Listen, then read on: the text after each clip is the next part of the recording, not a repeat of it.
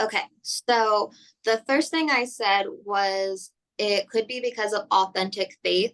I within the current book we're reading in class, the author talked about how some students might see Jesus as a fan where they know all the stats, but they don't see him as a friend on a relational level.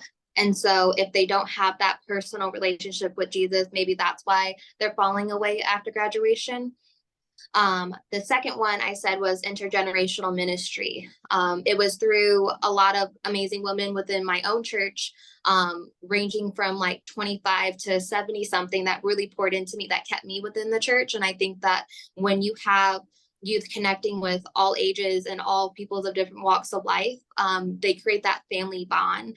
And going under that with intergenerational ministry is just exposing them to different church dynamics, different churches. And so when they go off to college, it's not all new to them. They're not shocked by how this campus or this church does ministry. And so just creating those heart connections and creating those connections among the different generations. Mm-hmm. Well, to expound on Shania's first point, but I guess maybe reword the second point, but I fully agree 100%. Really where my mindset is too. Because when I think of why they fall away and the concept of being a fan, you have to ask the question. While this is definitely a oversimplification of it, but you have to ask the question of if they fall away, or was there a true genuine faith to begin with, and or is it like where we see many times in American Christian culture, has what has been fostered there is not necessarily a relationship with Jesus, but someone who just knows how to play the part, knows how to walk, talk, speak, like a Christian, knows how to say something that is a semblance of a prayer, what have you. But then at the end of the day, when they graduate high school, go to college, church is no longer essential to them. And they love the youth ministry, not necessarily the rest of the church.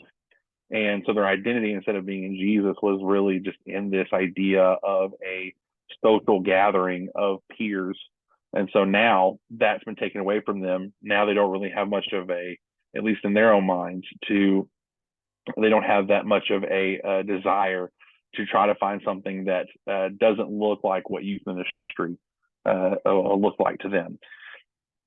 Now, at least on the other side of that coin, then you have to ask the question of, were they Christians but still so in love with the youth ministry and not of the church? They don't take ownership of their own role with the side of churches. Brings me kind of to the second point. So, for at least my own personal experience, growing up, church was definitely a duty in our household. I mean, praise the Lord for it. But like my parents were very big on us going to church no matter what. It was a Sunday morning. I could have been up till 3, 4 in the morning. We were still going to Sunday school at 9 o'clock. And that was just kind of how things worked out, and I'm thankful for it. But going to college, I had to learn how to take ownership of that. It was my decision to get there, and so. I love Shania's answer about intergenerational ministry and creating those heart connections, but to kind of spin off of that a little bit, ultimately getting every teenager to realize they are a part of the church, not just the youth ministry, and that the youth ministry, if you are doing youth ministry correctly, and it's not a parachurch ministry, but it's actually a church under the umbrella of the church as a whole, to continue that process to usher them into other parts of church ministry, whether it's, serving in kids ministry or VBS or then other outreach events that you're doing, that they see the importance of being connected to the church as a whole, to teach them the responsibility and teach them the initiative they will need to take, and then helping them with that outgoing process to say, how can we help you get connected to a church, wherever you're moving to, whether it's calling a local BSM leader, calling a local college ministry leader, so on. It helps make those extra steps, make those transitions a little easier. Yeah, I pretty much have like the same two variables that will help a student uh, continue to follow Christ, continue going to church post graduation. But I think the primary variable is having lasting heart connections with numerous people within the church that the teenager was growing up in.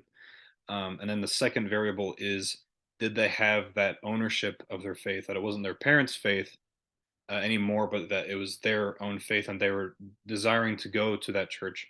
And so, for my personal experience, once I got out of college, uh, I went to a Baptist university. I started going to church like my first month there, but the friends that I was making, my roommates, they weren't going to church, and so I had to fight the urge to stay home or to stay in my dorm because I could have that time Sunday morning as my own. But what kept me going to church is the lasting heart connections that I made at the church I was going to when I was a teenager, who would follow up with me and say like, "What church are you going to? What are you learning? What are you doing?" And so I had people that were supporting me from back home to make sure I was going to church, and so those heart connections from my church definitely helped that. And then the other thing was I had to learn like with what Derek said, like I have to fight, or like I have to take ownership. I have to get myself to church. Like I'm not like my parents aren't going to take me anymore. I have to actually get there, do work to get there.